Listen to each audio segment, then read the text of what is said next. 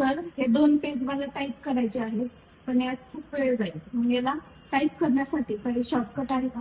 आहे ना अंजली, खूप सोपं आहे. एवढे 2 पेज टाईप करायला तुला जवळजवळ 15-20 मिनिटं लागतील. त्यापेक्षा काय करायचे, हे 2 पेजेस स्कॅनर मध्ये स्कॅन करायचे आणि ऍज अ पीडीएफ म्हणून सेव्ह करायचे. स्कॅन करायला आपल्याला 2 ते 3 मिनिटं लागतात. त्यानंतर पीडीएफ मध्ये आपण इथं डेस्कटॉपवर त्याला स्कॅन करून ठेवू. यानंतर वर्ड ओपन करायचे आणि वर्ड मध्ये डायरेक्ट आपण ती पीडीएफ फाईल ओपन करतोय.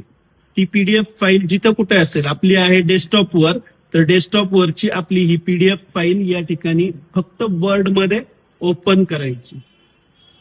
जाणं एवढ्या सोप्या पद्धतीने आपण 20 मिनिटाचं काम 3 ते 4 मिनिटात करू शकतो. अशाच नवनवीन गोष्टी शिकण्यासाठी जॉईन करा ओंकार कॉम्प्युटर्स नवनाथापूर. थँक्यू.